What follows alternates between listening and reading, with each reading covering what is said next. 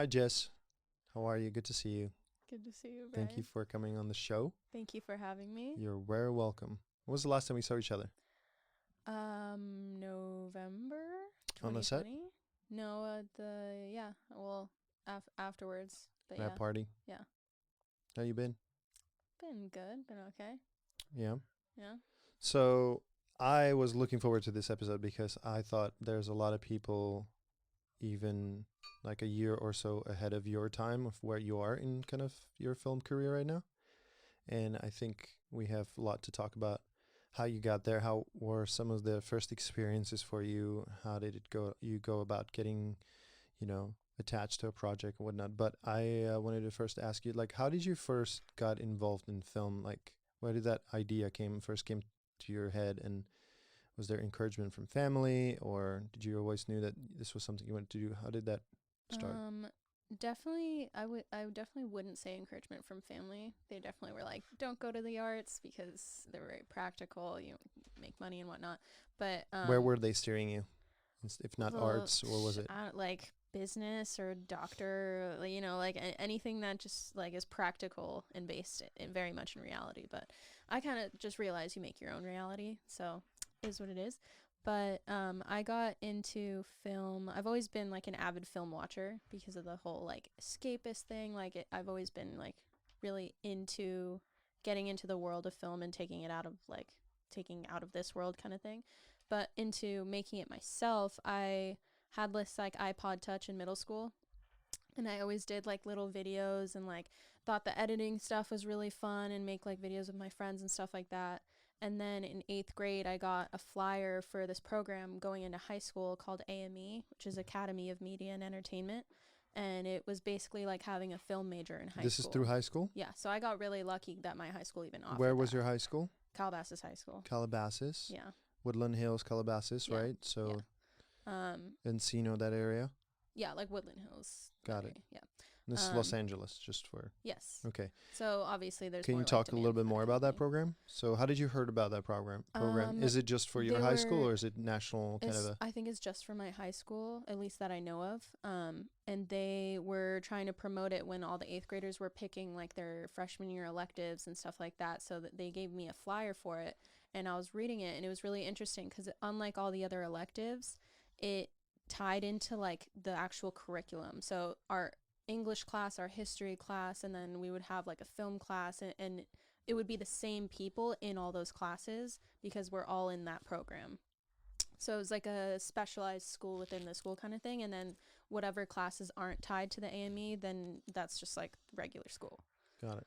But it was cool because it focused our learning more on stuff that we were interested in. And it kind of honed our skills. Did you had interest in film from watching movies or watching like the DVD and the behind the scenes, or was it purely from creating those little videos and editing software and you're like, this is kind of fun, I'm creating like a content? Like how did you figure out like, oh, this is like, how did you figure out what making film is, or making like videos or content, or did you saw somebody on YouTube doing that? Well, it was always like I always watched like the behind the scenes stuff on like DVDs and stuff growing up because I was like super fascinated in like, how they make it, and like cuz movies were so like great and crazy to me. I was like, how could this even be possible that you can create this? And so that interests me. And then growing up, we went to like Universal Studios and stuff like that a lot, and we would see like the like the backstage kind of thing and The all back the like, lot. yeah, like that kind of thing. And I was like, wow, like this is so cool. This is exactly like, even before I knew I wanted to be in film, we would do like the tram tour or whatever, and I would be like, this is where I would want to work. You know what I mean? Like this isn't like, this is no cubicle. You know what I mean? Yes. So that was just always interesting to me. But then it was more just like when I was able to do it from home on this tiny little device, and I was like, it's really that easy. Like obviously it's not that easy to do like, grand feature film, but to get into that kind of thing was a lot more accessible. Practice. Practice. Just be able to do something. But I was also lucky because it's not like 1985 where it's like you can't really have access to that equipment kind of thing. Like I was lucky enough where like technology kind of ramped up as I was growing up, so it's like at my fingertips. You know? You can literally, I think there's a pretty well-known director right now that's shooting on this. Yeah. He's I doing think a it's feature, Damien Giselle or something. doing a Or he's been doing the Apple commercials or something like that. so, yes, doing commercial on doing a feature. Somebody's doing a feature on an iPhone 12 Pro Max or one of those newer ones, but still, like, that's crazy. Yeah. A few years back, there was a film that won, I think, the Sundance Film Festival that was shot on an iPhone. Young Tori, can you check my math on that? Okay, so you were introduced. So yes, you are fortunate that the time that you were growing up, the technology was on the level where like cameras were readily available for very cheap, and you as soon as even from cassettes and stuff, we went to digital. Yeah. Then I think that was a big shift to where everybody who had some kind of creative eye or outlet, you all of a sudden had this place where you can play, like you said, like a little tablet or something. Yeah. And then you had kind of things. Looks like things just kind of fall in place with the high school thing.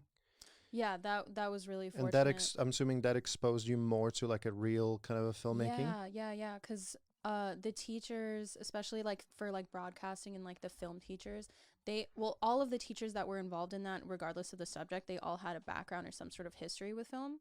But the teachers that were like doing the film classes, like they took it very seriously. They treated us like we were adults. Like they didn't sugarcoat things. Like they were very transparent with how the industry would be.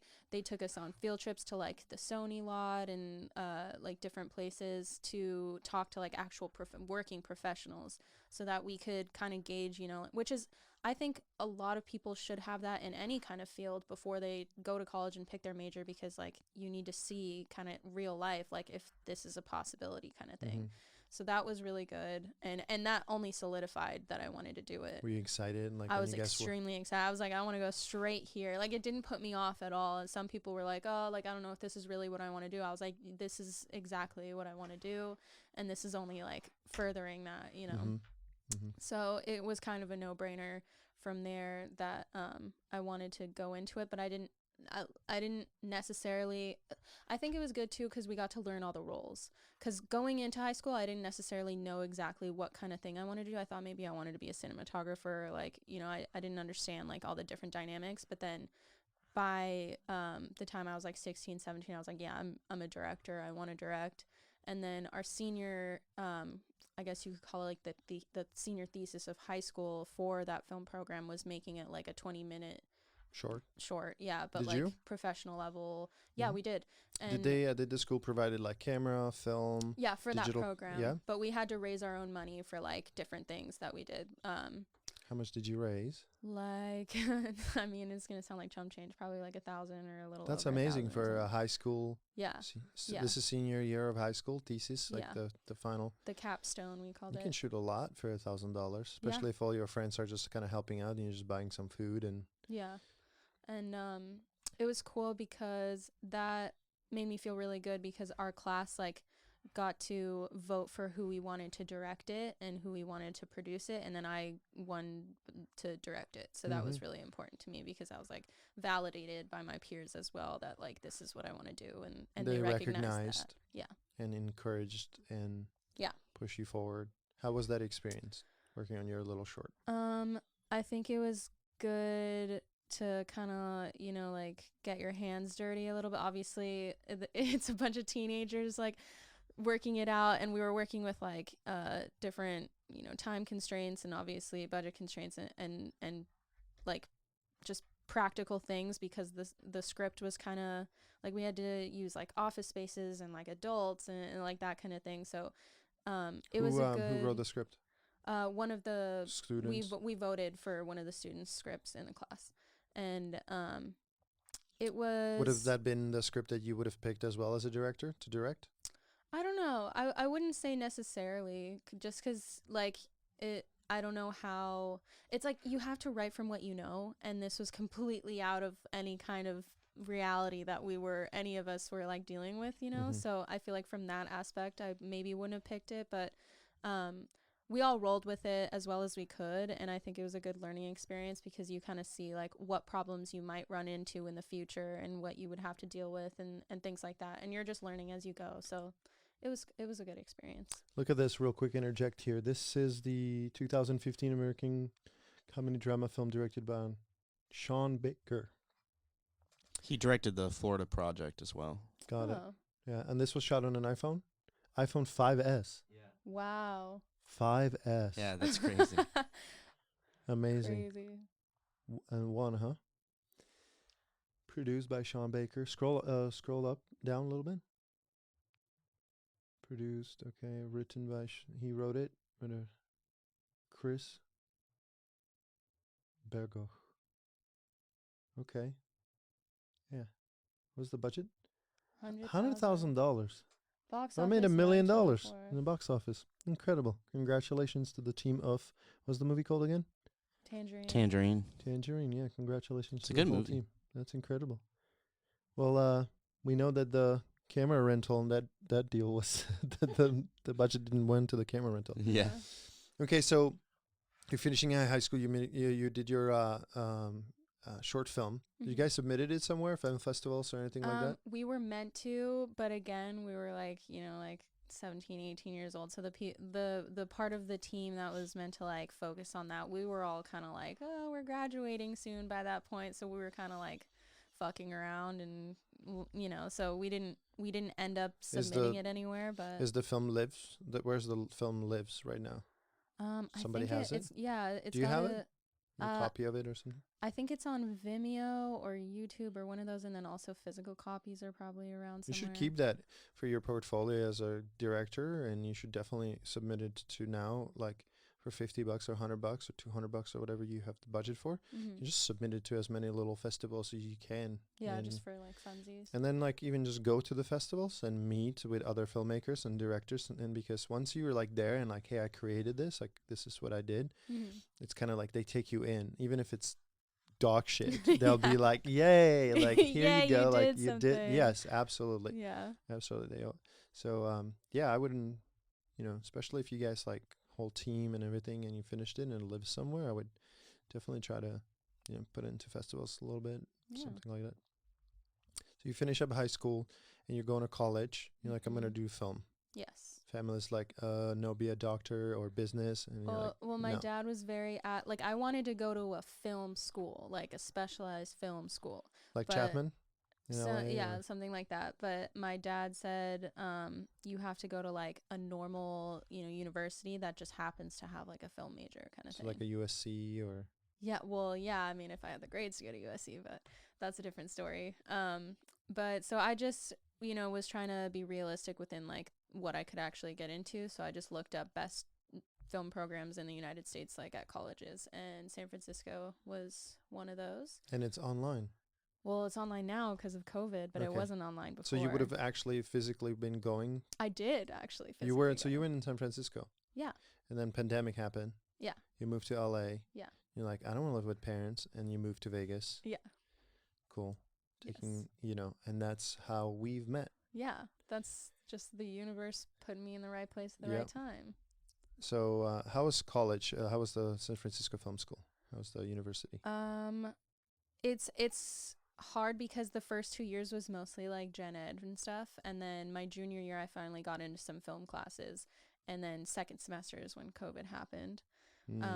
So I haven't been able to do a lot of like actual like lab work where I'm like in the field doing stuff, making projects, but I did experience some film classes there. Can you explain? You mentioned, so the first 2 years are what? Mostly general education. So there was some my sophomore year that were like, like some like random like film lecture kind of thing. But it's mostly at the beginning it's mostly like theory instead of actual like practice. You guys studying like the history of film? Yeah, that kind of thing, like the first camera and that kind of thing. It's good to know these things. Yeah, it's good to know, to get a foundational understanding of that kind of thing. But obviously I was like chomping at the bit. I wanted to get into working more, but it was good. I really had good experiences with the people that I met that were also in the film program, which I thought was great because it's like you're meeting people, creatives that are like-minded, that have similar interests and that have similar goals and stuff, but still so different because it's from people from all over the country. so once we got into like actual like film classes and film labs and stuff, it was cool because you meet people that are doing projects on their own, projects on the side. People, you know, there were some older people that had money and saved up and had their own equipment and stuff like that. I will say it's a little bit harder to get good equipment probably in college than it was, because we were fortunate enough in high school that that program, like they had stuff and it was a small program, so it wasn't like you had to share a lot, versus college there's like so many thousands of people that are trying, or Get hundreds. hands on the equipment. Yeah. um Was it like not a good equipment at the university, or? it was fun. No, it was fine. It's just not as accessible probably, so more people wanted to use their own stuff, and then it's also just good to have your own stuff as well. But that was good, and I was able to like, you know, like network somewhat, not necessarily professionally, but with other people who were kind of like on that same grind, that wanted to do the same thing and were willing to work on each other's projects and stuff like that. But that's kind of, you know, once I started getting that forward momentum is kind of as soon as the pandemic started. So You're like, damn. yeah, Dang it. that was really discouraging. That really sucked. So schools get shut down. You're like, Yeah. I have to move back to LA. Yeah. LA was probably one of the worst cities during the pandemic. Not like the initial hit, but how long it lasted, all the closures and everything. So you're like, screw it. I'm going to also get away from the parents and just move to Las Vegas. Yeah. Well, it just made the most sense, because I tried to spend, I spent a couple months living with my dad at the beginning of quarantine, but it just was not, like, it was not working out. You know, we were both kind of used to, you know, me living Your space. out of, yeah. Yep. So I'm fortunate enough where there was a place that I could stay in Vegas. Mm-hmm. So I decided to take that opportunity, and I went and had my own space, which was nice, and kind of just, you know, did my online classes over there. And then I got, my stepmom told me about this guy at my younger brother's school, one of the dads, you know, oh, he does directing and stuff. And I was like, oh, that's Producing, cool. directing. So that was Raja, the director was of the Raja. movie that we Yeah. worked. So this is probably what I'm the most excited to talk to you about. And I think this is probably what a lot of people out there are going to want to hear about. So, so you're in Vegas. Mm-hmm. How the hell did you end up on my set? As a trainee first, as and as then an intern. you really were so impressive at what you were doing, and we were also a very small, I would say medium budget feature film, Mm-hmm. but very time sensitive, short. Yeah. You know, if you 2 weeks. 11 days. 11 days. And so you came in as a PA, or maybe even like an intern. Yeah, not really. Even a PA at first. It was more just because like you had absolutely zero, other than your high school project. You really had like a zero set experience. Yeah.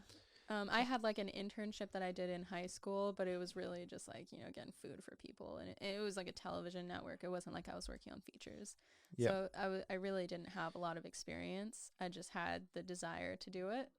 So tell me about the exposure, meaning like how did you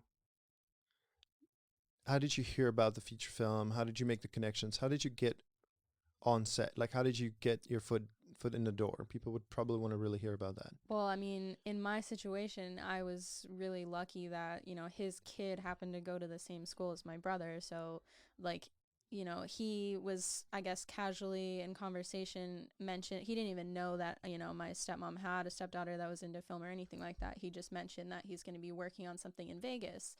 And then my stepmom was like, oh, you know, put two and two together. Like, my stepdaughter's in Vegas, and she also, so if you need any help kind of thing. And it was more just like, you know, she can help you out with at first it was like, I'll help you out with like pre-production stuff, like doing runs and stuff like that. But, so she gave me his number. So I texted him and I said like, hey, I heard you were, you know, like looking for any kind of help that you could get here. And I don't have a lot of experience, but I really like, I'll do kind of anything that you need and help out wherever I'm needed kind of thing.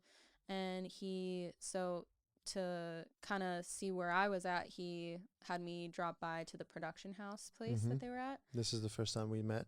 No. I met him before I met you.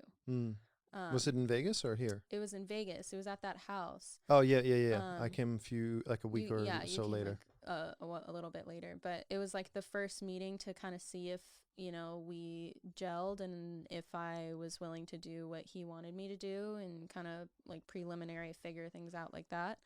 Um, so I showed up and they were like, yeah, I mean, we could use like an intern to help out around things. Like you said you were into film. So like, if we have any extra tasks for you to do in any particular area. And I just kind of was like, I will literally do anything. Like I will do absolutely anything. From hearing you talk about this, two main things to take away from this is any connection Yes. to anybody and any opportunity. Yes. Very. Like there was a very kind of a stars as aligned connection between your stepmom, Stepmom, yeah.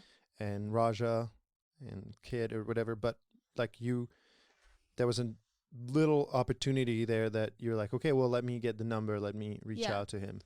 So the second thing is you did whatever it takes to like, were you nervous to text him or anything like that? Or were you like, no, I really want this. Like, hey, well, like, I'm always nervous for anything, but I knew it was a good opportunity. So I was like, I'm going to take the initiative. Fuck it.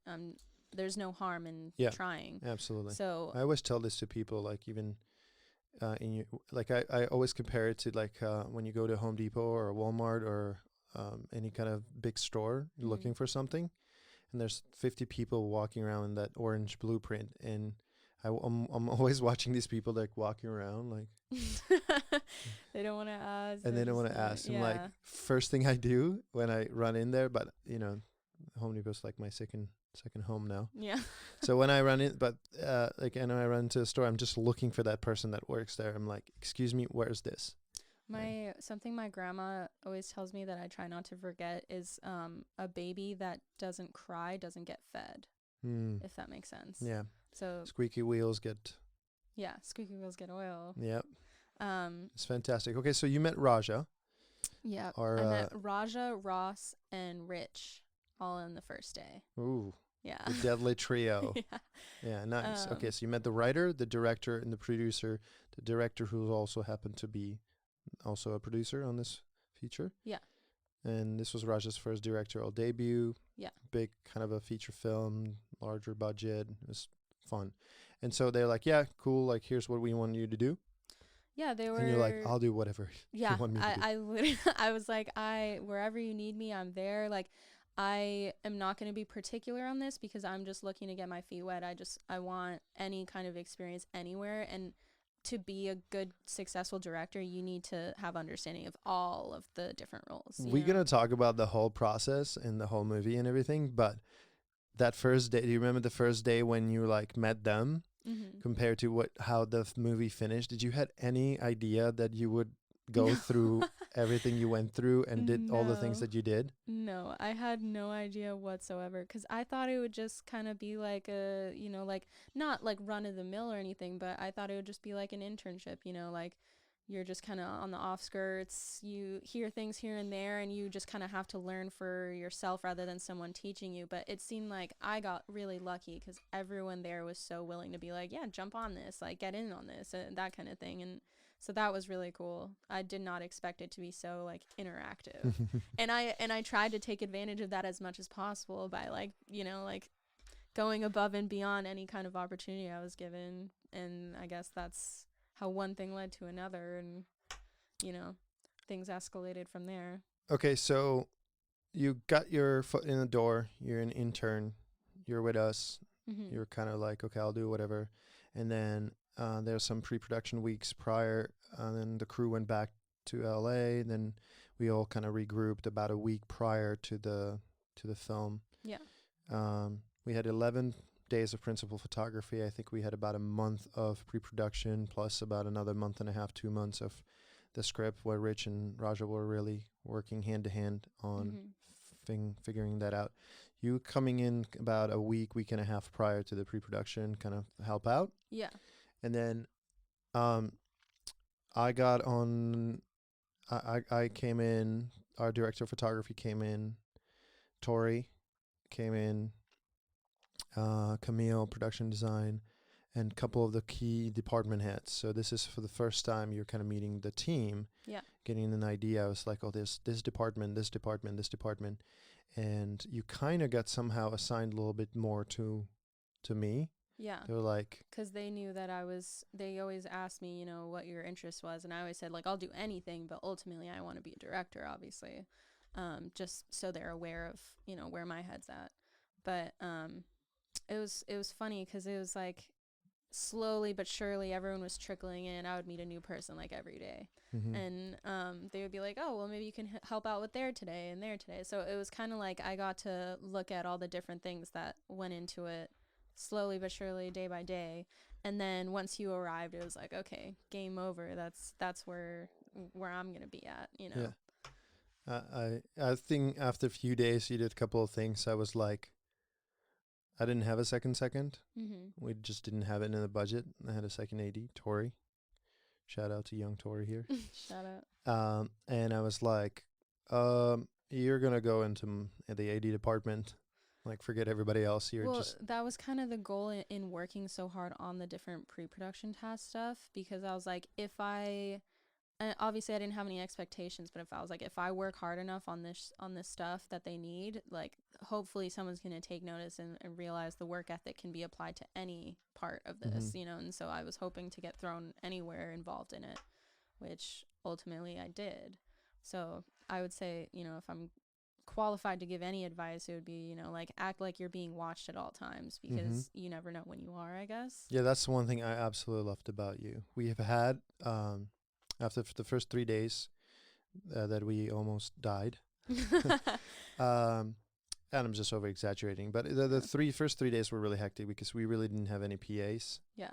And we were all just kind of figuring out how to gel with each other as well. Yeah, Work through the team and we also were shooting the most complicated action scene and things like that in the desert on the day 2. Yeah, with like weapons and stuff like that. Yeah, exactly. High stress. Yeah.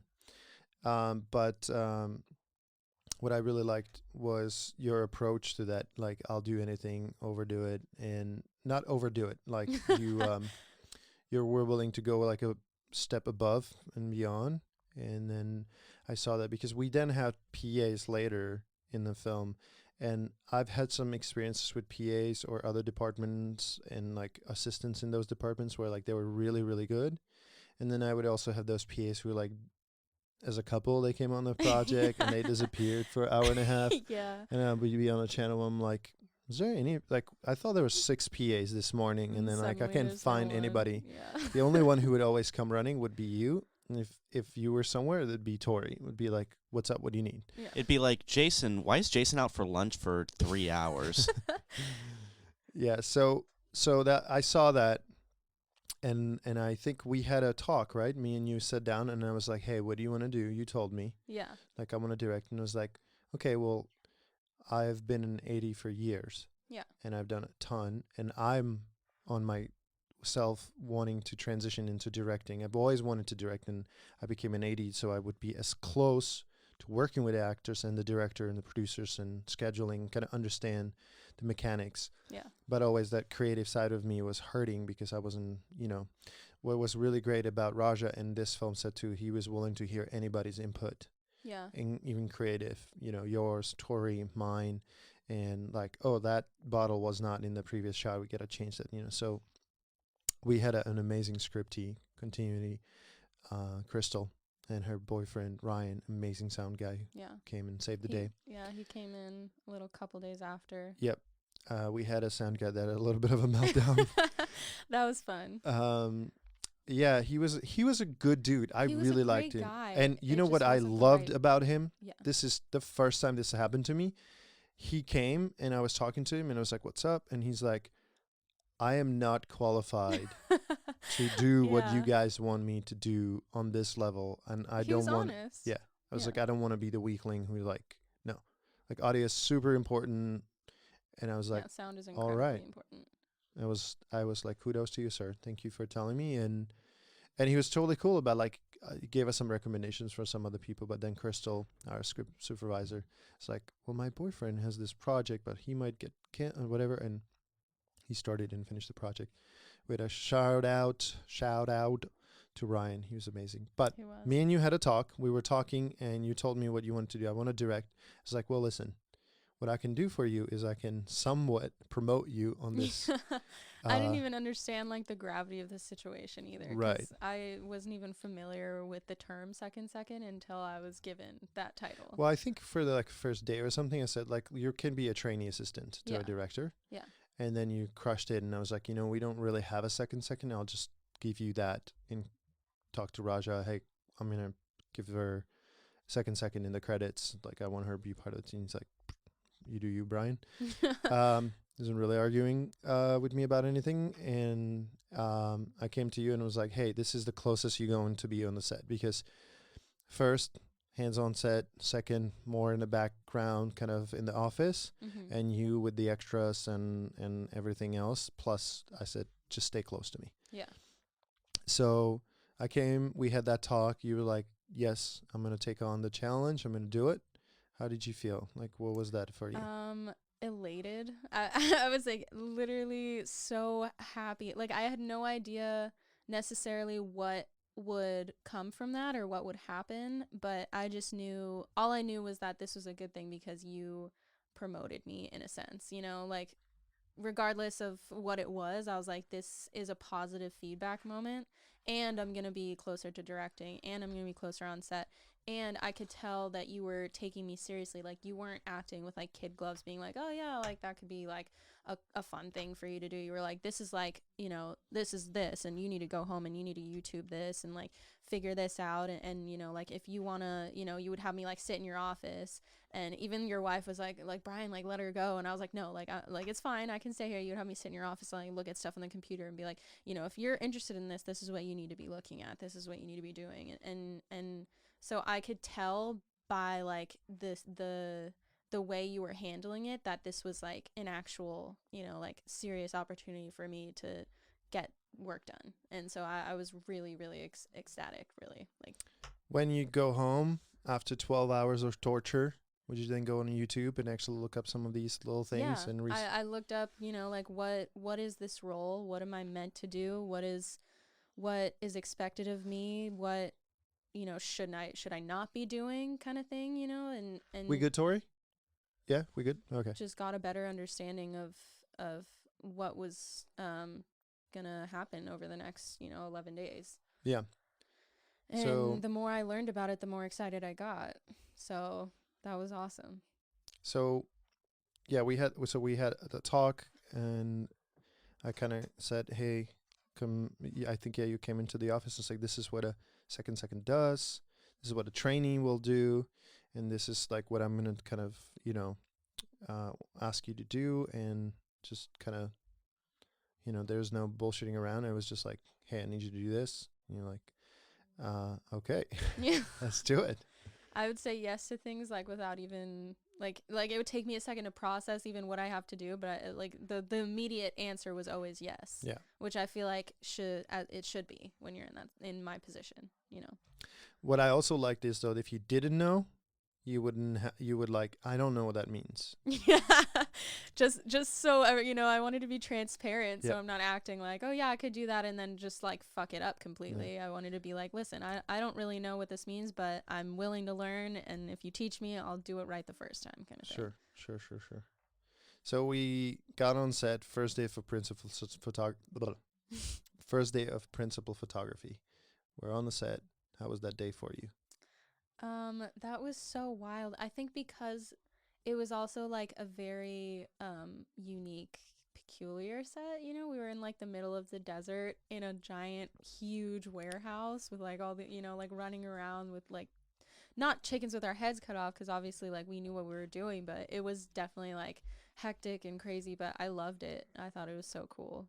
It was like this is exactly what I've always pictured myself, like when I talk about like that, like being a kid on the backlot thing, like if I ever saw this thing going down, I was like, yeah, I can't wait to actually be a part of that. And then being a part of that, I was like, wow, this is exactly how I imagined it would be. Yeah So let's talk about that. So now we're on set, we've had the talk, we were in the office. You kind of gave you the rundown. I said, stay close or do your thing that you're supposed to do. Figure it out. If you don't know, ask. Yeah. If you don't know, if I'm busy, ask Tori. If Tori doesn't know, then you guys will regroup. And, you know, always I was trying to make sure that, like, hey, don't be afraid to ask. Like, always come. Instead of getting close to rolling or something and there be an issue, let's address it before. But what do you remember from the first day or two of the principal photography? So that feeling that you were talking about, like, yes, I'm on a set, but like, do you remember anything that you like learned quickly on the fly? Because now you're really close to the set. Like Yeah. you're right there with the camera, with the director, with me on set. The dynamic definitely shifts like immediately as soon as you step foot on set. Like there, you know, because it was cool that I got to know you guys more in a casual sense back at the production house beforehand and, like, you know, be chummy and whatnot. But as soon as everyone is on set, like, you are on set, like that, everyone's in fifth gear or whatever the term is. Like, Mm-hmm. you're grinding, you're working. No one, you know, like, there's no, you can't take, I don't know how to explain it. Like, there's no, it's not that No fucking around. Yeah, there's no fucking around. And you don't take anything personally, you know, like, not that anyone's going to be rude, but you're not, like, you know, if you're having like a conversation with someone on the side, if a job needs to be done, you don't end that conversation. Like, you'd immediately walk away. You know what I mean? You get the job done. First and foremost, you have to be on your toes. Mm-hmm. So I thought that was kind of like a fun energy to play with because, did it make you nervous, or were you like? I mean, it's like a good kind of nervous. Like, you want to be on edge so that you're able to go. You know, you don't want to ever feel like super laid back. So then you feel, you know, because whenever I felt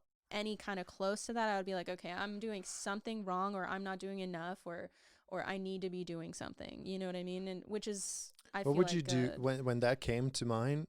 Would that be the time where you would come to me and say, is there something I can do? Yeah, always. Like, I would make, if I ever felt like, what, I'm not doing anything right now, this is wrong, I would go to every single person and be like, what can I help with? What can I do? Is there something you need? Not like you know, I wouldn't like interject and like annoy Mm-hmm. people, but whenever they were available, I often went to Tori first because you were, you know, like busy doing stuff, and I'd be like, Tori, what would Brian want me to do right now? Or what can I do right now? And then he would just be like, you know, like, right now I think you can just chill out. And I'm like, unacceptable. That's not the right answer. And so I would just go to different departments and see like who needed help doing what. There is this thing with filmmaking, from my experience. There's this really high level intensity, Mm-hmm. and then we do something, and then it kind of goes to like this, like a resting stage for a second. Yeah. There's so many things that's happening at the same time, but it's very communicative, and it's kind of like, okay, we're kind of set, and then all of a sudden a quick high intensity again. Yeah. Like, you have to be I would ready. I would kind of compare to filmmaking and being on set, that 12-hour day when we're shooting and rolling and filming. I would compare it to like a high interval training Yeah. in the gym. It's Yeah. like go go go go go go go go go, and I'm like, okay, now we're walking. Okay, Yeah, we're gonna walk it exhale. off. You know, yeah, get a little bit more energy, and then it's like, fuck. But it's not even like a bad, when it's high energy, it's like you find, I feel like you get like a high off of it, you know, like you ride that Adrenaline. wave. The Yeah. same thing when you're training, right? Yeah. Like you, like that moment after you like do like a workout, you have all the adrenaline and what is it, endorphins going, and you're just like on this high of like, yeah. And then you like find like little moments, you know, like even when it's like high energy and you're shooting and you're going from one point A to point B, like you'll still find you know, you can crack a joke with one of the actors, and like it's like little pleasures throughout the day that I feel like are really Yeah, fun. I focus on that a lot. Like, Yeah. I don't like keeping the actors locked up in their trailer or their green room and being kind of like secluded from the crew. Yeah. A lot of directors or first ADs will like have them in the trailer, wait, and we are like setting up the set and everything, and the lighting and DP and everybody's, you know, director, we're working, we blocked the scene, but now it now needs to get ready and set up and whatnot. You know, I like to, whenever we really don't need them, like, go rest, go do your lines or whatever the fuck you need to do. Yeah. But I like them to be included part of the crew, because it feels so unnatural. Like, Yeah, you need just the chemistry. exactly. I be comfortable with everybody and know Yeah. that I have their back, they have my back, we're there and together. And that, I think was the reason why also this crew and film was so successful in achieving what we were doing in 11 days of shooting, you know, a 100-page script. Everybody loved it. Everybody wanted to stay on longer. Everybody has everybody back. We went to overtime once for like 28 or 27 minutes on the entire shoot, which is Even then, no one was was like really upset about which it. was like unheard of Yeah. for a shoot like this.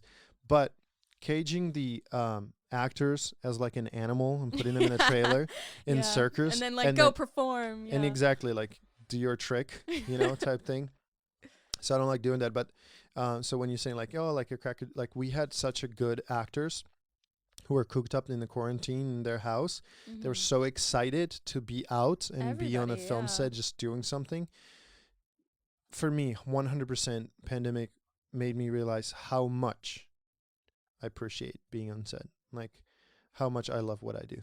Yeah. You know, like how incredible lucky we are. Like we're in the middle of the pandemic, Las Vegas. We're filming a feature film, and everybody wants to be here. I almost wanted to say like everybody would have been there, even if they um even if they weren't paid. Yeah. You know, like but anyways, so what was the kind of like the first few days experience in terms of learning? What were the first thing that you think you kind of like, okay, like some of the key things that you can talk about, like that you've learned in the first few hours, day 2, day 3? I don't want to, I don't want to sound like corny, but I would definitely say there's not a single person on set that isn't vital to everything that's going on. Like you can't ever think like no matter how small a role is, it doesn't matter because like it's everything together. Everyone makes a difference and you have to respect that and you have to acknowledge that and you have to realize that like you need to like there's no, how do I put this? Like you can't be like uppity. You can't be like, oh, like that's just like a PA or they're just like a crafty or like that kind of thing. Like you can't be pretentious in any kind of way. You have to treat everyone as an equal, whether you're, obviously you treat everyone with respect normally, but you can't be like, oh, like I'm gonna be this person around the director and then this person around the makeup or whatever. Like no, you're the same person around everybody and you treat everybody like they are of equal importance because they are, kind of thing. Because you always think like, at least like growing up in LA, like people are, like not like fake or whatever, but they're very superficial sometimes and like that kind of thing. And you hear things about like people on film sets like being assholes or getting like yelling at people and stuff like that, but like that's just not, that's maybe is the case sometimes, but that wasn't my experience. So I thought that was something that was important, I guess. Anything you learned in the first couple of days that you stand out that you remember till today, like that you would want to share, like something to be aware of? Because all of a sudden you're giving this opportunity to go from like film school and this to be on a film set and close to the key department heads and the key decision making process. Maybe that it's always, even like no matter how fun it may seem or how like different it is from like a typical job, like it is still a job and you have to take it very seriously. And you kind of have to have an awareness that everyone there is doing their own job and stuff. So like if you can help out anywhere that you can, do it. And never think that like, oh, like I'm a second, so I'm only gonna like work with like directing stuff. Like no, you can kind of help with everybody because everybody's just trying to get their job done, because as long as everyone's doing their job, then it's gonna come out like how you want it. Everything works together. It's a finely tuned machine kind of thing.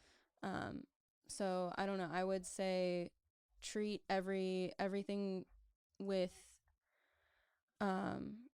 like professionally and with respect, and I don't know how else I don't know how I'm With the first it. days that you were working on the 80 with me, if you didn't know something or if there was an issue, what would you like? What was your process?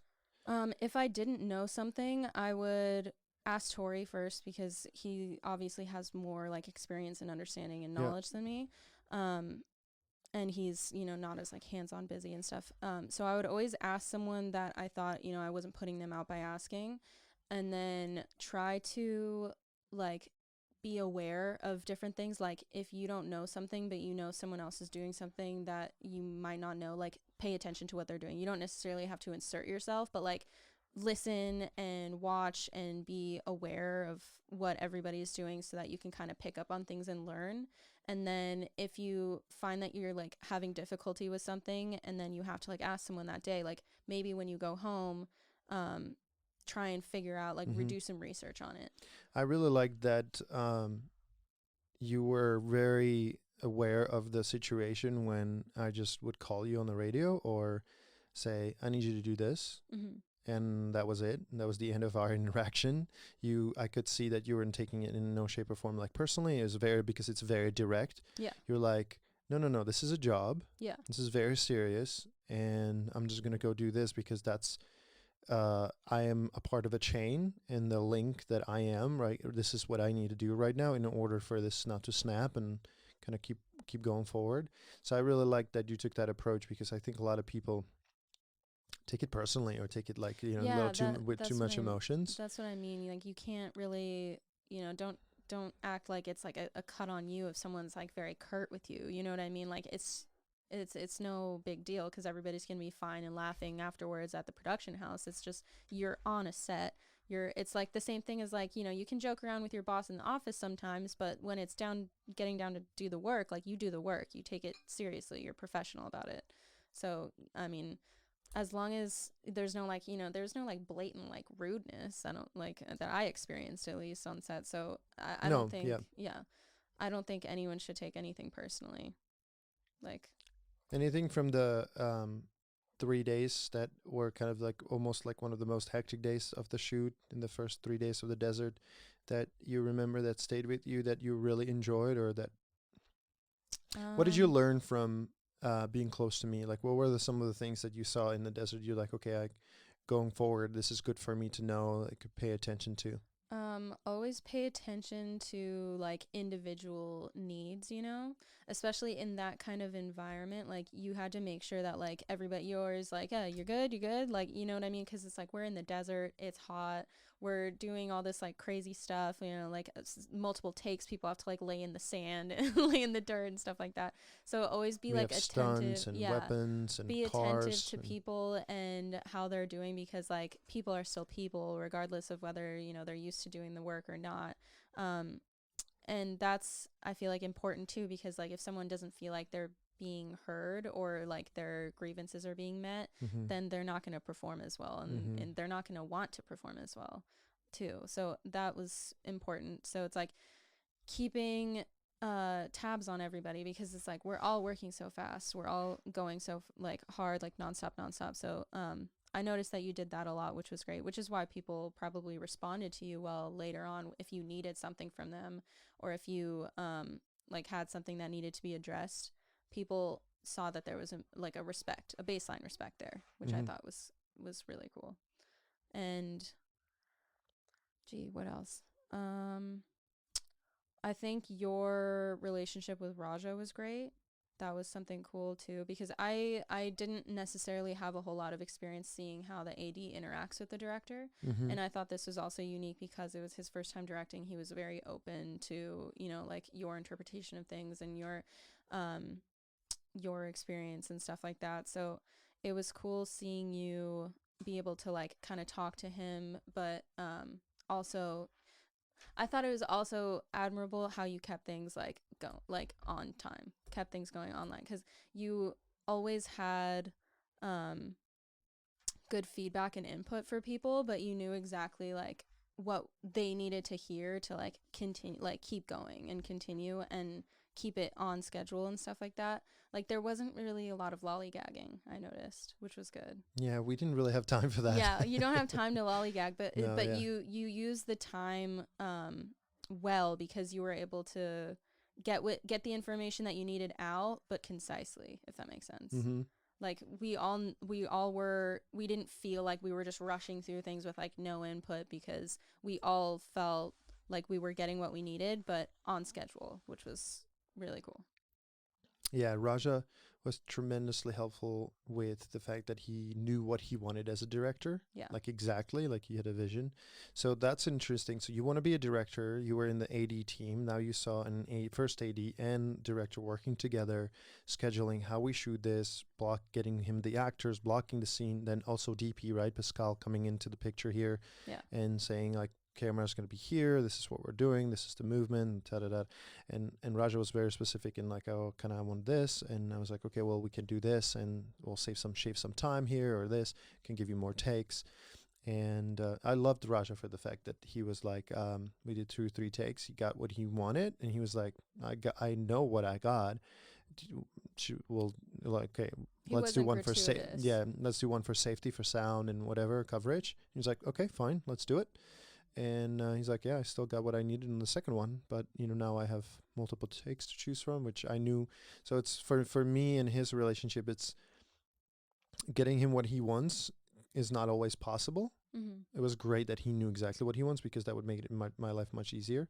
But getting him what he needs, getting what we need for the film, what he needs, like the takes and the shots that he need for the film versus what what usually directors wants, like this and this and this and this and this. I'm like, well, yeah, that's great, but you can have this and this. Yeah, you got to reel it in a little bit. Exactly.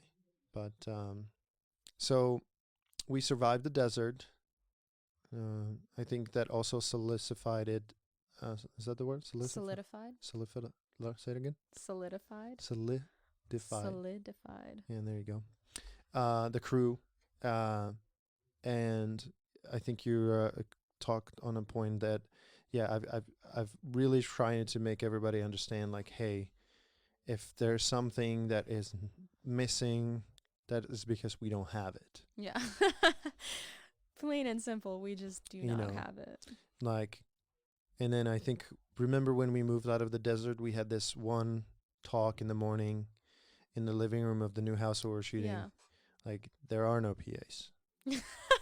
If you're looking for the PAs, it's because they're not here.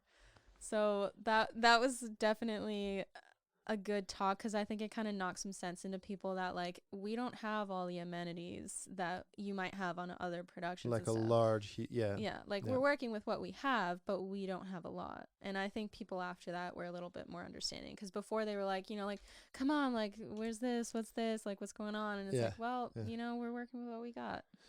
And then after that happened, kudos to our producer Ross and Raja. They were like, yeah, we need PAs. Yeah. And then all of a sudden we like 4 or 5 people showed up on set that were doing unloaded the production truck with that the camera gear was buried under, instead of me and you and Tori doing it and so. Yeah, because it was taking away from other people's positions. But I hope that if I was hoping that if you were kind of watching and learning one thing, I hope the one thing you took away was that even in my position, you saw that if there was something that needed to be done, always do it. I'll just do it. Yeah. Let's not talk or argue or figure, I would just go and do it. Yeah, that's definitely what I meant when I was talking about like not being like uppity, like don't think like, oh, just because I'm like higher than you or doing this, that like I don't have to do that, or like my work's more important or whatever, because all of the work is important. And unloading the truck is equally as important, because the truck needs to be unloaded regardless of your status. Yeah, the camera gear's in it. Yeah, like we need it.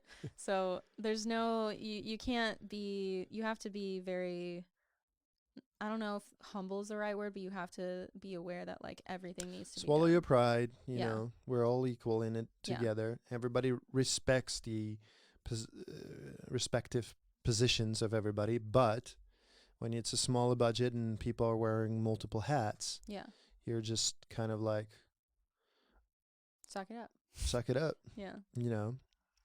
I remember Ben, our focus puller, amazing guy, love the guy. Came to me and like, so we have no PAs? I'm like, yeah. And he's like, oh, that's why you were unloading the truck. Yeah. I'm like, yeah. I was like, oh.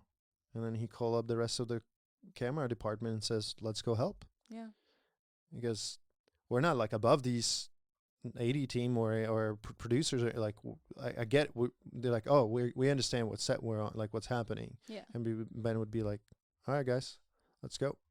Because this ain't gonna get like we need to set up our shit. Yeah, we can't just stand around and stare at it. Exactly. It's got to get done. And I think that we had a really good talk, and from that point I felt like everybody had my back when it came to requesting anything. And I never take advantage of that though. Like if I need something, it would be like hey, we're going to lunch, but if we get 10 minutes of this another shot, we don't have to come back to this location. We can just move on. Yeah, Be like, you always explained it well, and then you always gave us the option. Like, it didn't feel like you were guilt tripping us into doing something. You were just like, hey, we could do this, if you guys are open to it. And everybody always was, because you were respecting of our time. So we moved out of the desert. We moved on to a location, which was a house in like the suburbs of Vegas. A mansion. Mansion. I wouldn't call it a house. Well, okay. What was it called? It was a big house. Yeah, I don't want to name the person. No, but it was definitely a mansion. If it has more than 2 stories, it's a mansion. Yeah, this is the house with the movie theater. Yeah. Yeah. That had like stars in the ceiling. How was the experience for you? So now you're kind of a few days into it. What changed? What you've learned? How did you navigate it forward? It was good that we started on such a large set the first couple days, because it made seem everything else a it little bit made easier. Everything seemed so much simpler, because instead of running across a warehouse or hopping on a golf cart to go like half a mile up the road, you just go downstairs and they're right there. You know what I mean? So it made things seem a lot easier and a lot like we could get more things done, because it wasn't such a hassle to like go from point A to point B, or like you were able to ask more of people, because before it was like, okay, do I really need to go all the way there just to like talk to them about this kind of thing? And we had walkie-talkies, but like if someone's not responding, someone's not responding. How was that experience? Like that's a fun thing, right? Like when you first get on the radio on a film set, like everybody's kind of used to it, but if you were there for the first time, you were kind of like on the radio. Yeah. How was that for you? I definitely felt like a novice, because I didn't like, everybody seemed to have this like preordained knowledge of what teams are on what channels. And I was like, what are you guys, like, I don't understand. Like, how does everyone just know this already? Like, I missed that class. And cause like, it's not like everyone, like someone just handed me a walkie and that was that. And what was the most important channel for you? Well, I mean, one was important. Channel, yes. One was important because that's like the one that like, you use for like, I mean, you were using it for like the vital stuff, like, of course, that kind of production, yeah. But then once I got a little bit more like nuance, I guess, with it, you realize that like, oh, if I need to like contact this person, you go to this channel and like be like, hey, like, what are you guys doing? But definitely I felt like a nuisance when I didn't know, because I would just go switching through every channel being like, is this person here? Is this person here? Like, and they'd be like, this is makeup, try again. And like, just like bugging people and just try, like I would panic and just try to like every single channel. But then once I started getting, once you got it, once I got it. Well, the good thing about this is that this will translate to every film set you'll ever work on. Yeah. It doesn't like you go to another set and they like assign channel 5 to production, and like this is always I caught on to that, because I was like, how does everybody know this so like immediately, And it's because everybody, I guess, is using the same channels, which is good. But I just thought that was so funny, because I was such like a buffoon in the first couple of days working with the walkies. So also working in a closer setting inside, a lot of interior shooting and things like that. I think you were also even closer to a camera, and because like set was like literally like right outside the door, and keeping quiet and locking up the set and keeping an eye on. That was really important too, because you could kind of like, God damn it, who used the fucking toilet again? Yeah, so who's walking upstairs? It's just so many different things. Because in the first location, like you could, just you walk could be around shooting a gun. Yeah, and it's fine. Yeah. But then once you're in the house, you realize like, okay, like everybody's gotta, put a wrap on it. Don't open the door. Don't set off the whatever. Right. Dude, the toilet bit is like so accurate. You remember it like kept going off, and we didn't know what room. Yeah, we were shooting downstairs in the basement in the movie theater room, and then all of a sudden you hear this. And it was almost like multiple people were using the toilet Yeah. at the same time, and it's like what, like and it's so hard because It was a mansion. It was a big house, It so was there's so many bathrooms, and you're so like, many bathrooms. And no matter how many times you call it on the walkie, sometimes people don't hear it, or the thing's yeah, out, different or they're channel. just Well, not that's on it. it. That's a kind of a thing that where the PAs, this key set PA, when I call it out as an AD on the radio, that the most important thing is the trickle down effect, Yeah. right? And like the copy you, like meaning like usually I would have a feedback loop from you or Tori to like, hey, we're like, pictures up, guys, lock it up, quiet on set, all these like basic things. But I would always wait until I hear back like confirmation, like we're good, like like or even if you were on the side of the room and you close the garage door or something, you told, because not everybody's listening on channel 1, right? Yeah. And the PAs came in handy when we could kind of station them and be like, lock this up, don't let anybody through exactly here, kind of thing. No restroom using. Yeah. That was successful as that went. But yeah, I thought the house was definitely a cooler experience. It was also good because you're kind of not like tripping over each other, but it's closer quarters, so you have to be more aware of like like this is here, that's there. The other thing about this was your first experience of what's called a company move, right? Which you saw on the call sheets every day when we were changing location. So that initial, like, we're on a new location, we'll be here for a few days, but that initial day, again, like the setup, like that first day, the first few hours was always, kind of challenging, and getting the first shot off. Figuring out where you're going to set up, where you're going to be, where each department is going to hang out in that new location, kind of thing. Like new home, kind of. Yep. Yeah. Yeah, and I think you guys adapted really well, Tori and you, to it, and I think that by the time we were on the second location, it was like Tori didn't ask me anything about the computer call sheet or anything. He was kind of just you want to talk about that too a little bit?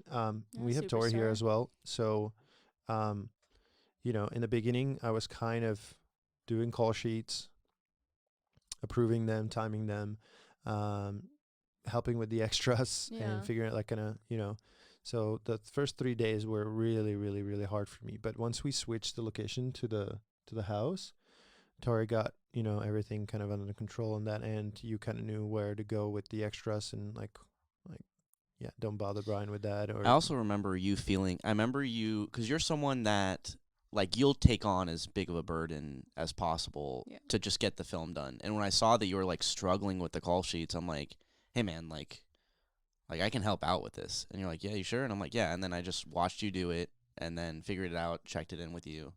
Yeah, because normally, like on a larger production, you'd have somebody in the office or the second AD create the call sheet for the next day and then bring it to me and just get it approved, which we basically dialed in on like day 3.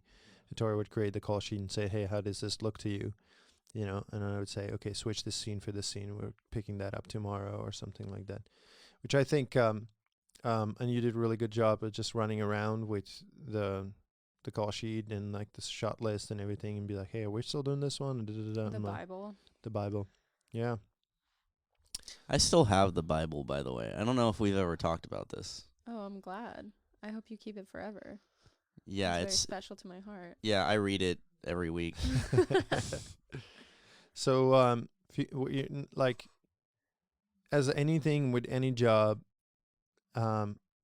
it takes some time to get used to the process and kind of settle in. But on an 11-day shoot, you just have few days to like settle in. So now we're a few days into it. Let's call it we're on day 5. Like we're like halfway through it.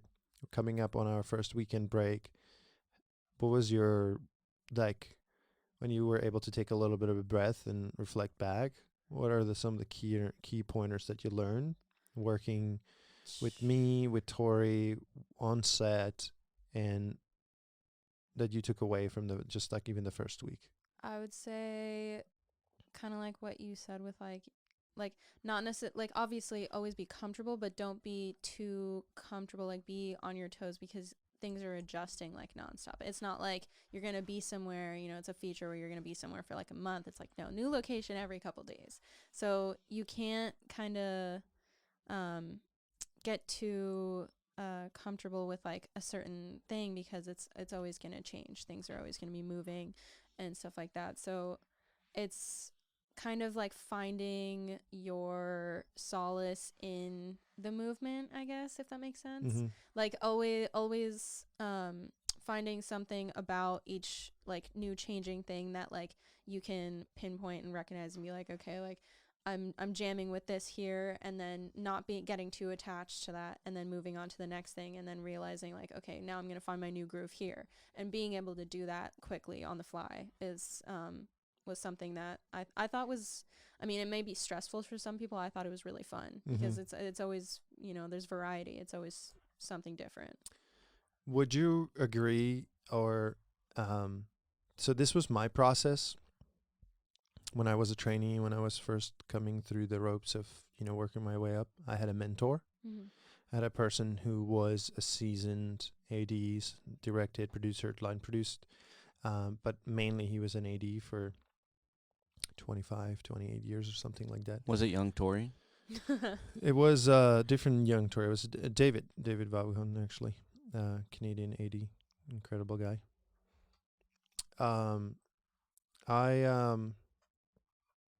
I wanted to ask you, well, I kind of came to you and like offered it, but for the people listening and somebody who gets on the set, how important do you think it is to find that person on set that can like mentor, and that, you know, you can create like a relationship, like, hey, I'm new, I'm learning, but are you willing to share? And I'll do whatever you ask me to do. I think it's really important to don't like throw all of your eggs into one basket straight off the bat. You know, like get to know everyone, so you know who you can kind of benefit from the most, and who you can work with the best, kind of thing, you know, because everybody is different. Everybody's gonna be great, but there's gonna be certain people that can, you know, bounce off of you, and you can bounce off of them in the way that's gonna kind of further your knowledge. So I had like one-on-one time, it seemed like, with kind of everybody on set that I could take advice from and learn from and stuff. But obviously you and I had a good dynamic. Me and Tori had a good dynamic. So it's just kind of like you see where you're going to be the most productive, and you're going to be the best, and they're going to be the best for you, kind of thing. So, but it is very important to find at least one person, because you don't want to feel like a fish out of water completely. You know, you don't want to feel like you're just like lone wolfing it and then having to like go home and like figure it out yourself, because obviously you're going to have to figure some stuff out yourself, but it's good to know that someone's always going to be kind of like in your corner, making sure that like, you know, you're not floundering, kind of thing. So it is very important.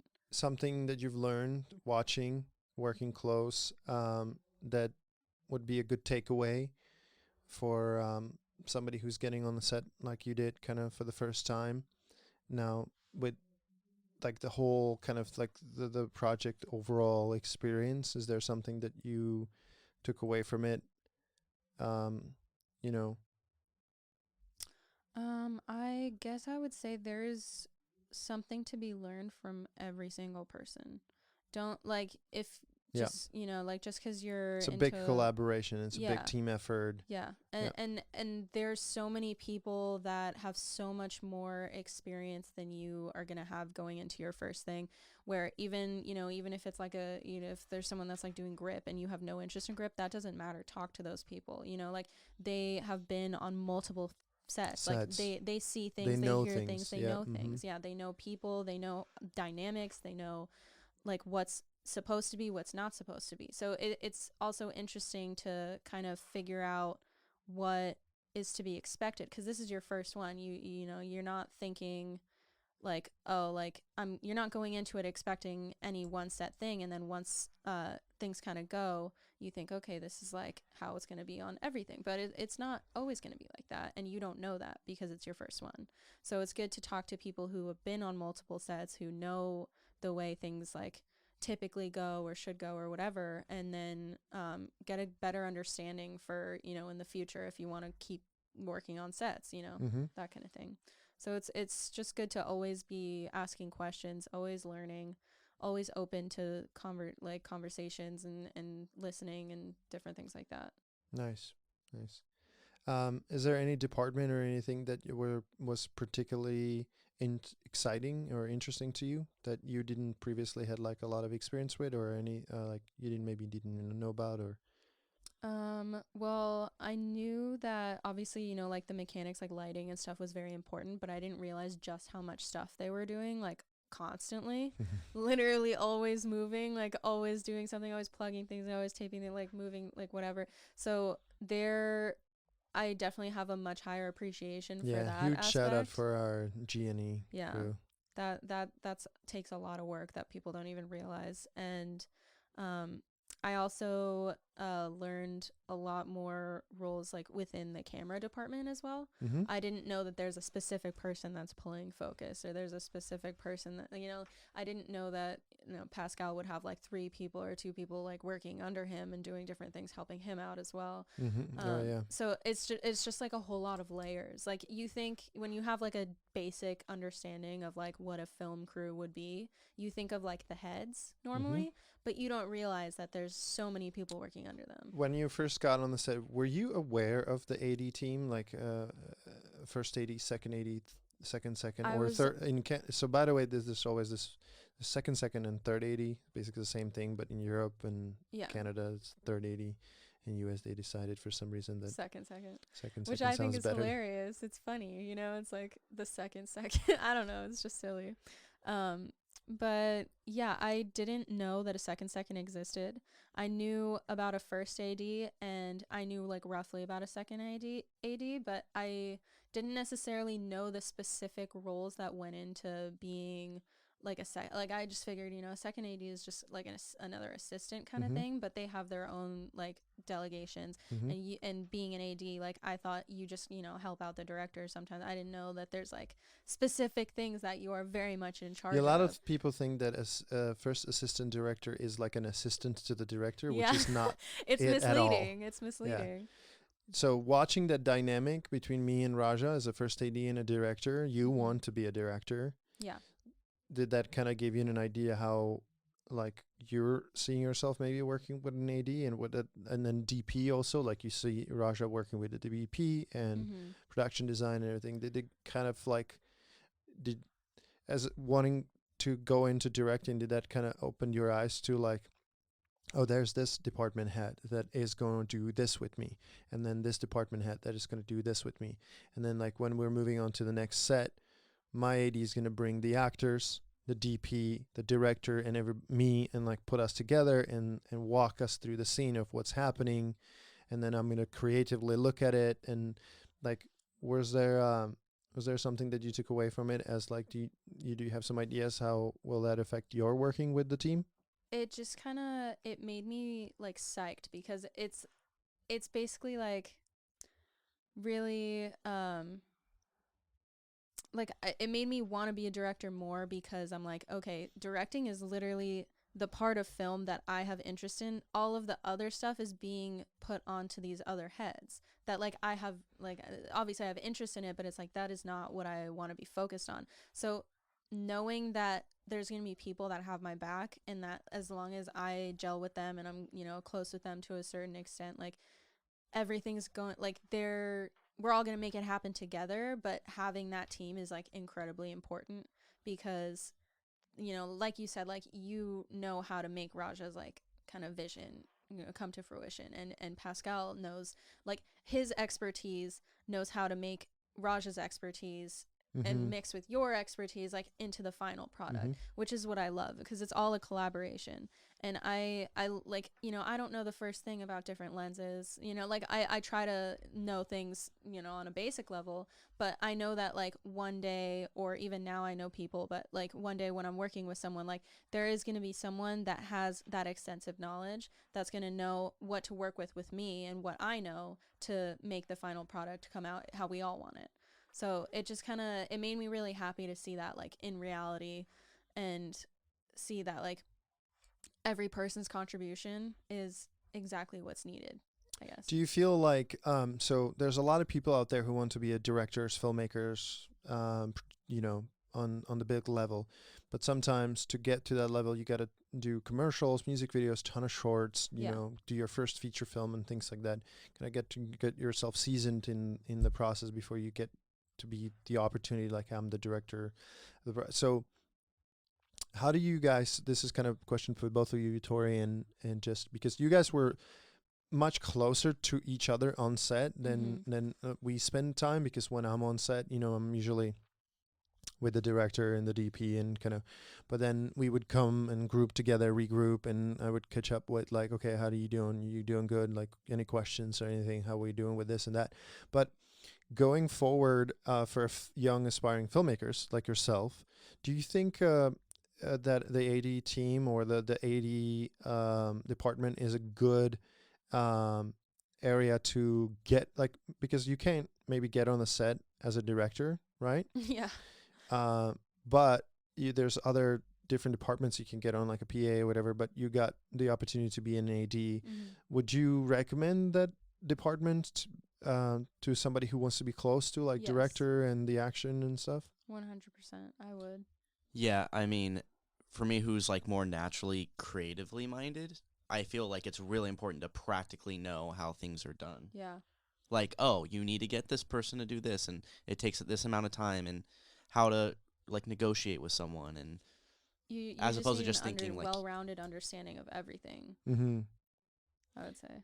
Yeah, I think I think what I've always hoped that will make a great director, creative vision, obviously, and knowing what you want, which again Raja was amazing at, but he's also a producer, Yeah. so he knows what we needed, and he had me and Pascal, and we kind of vibed with the fact like, oh, we need this, we want this, but we really need this, so we focus on what we need. That's why we were able to get what we got, and with the crew and the resources that we had. But I always felt like the AD department is a good UPM as well.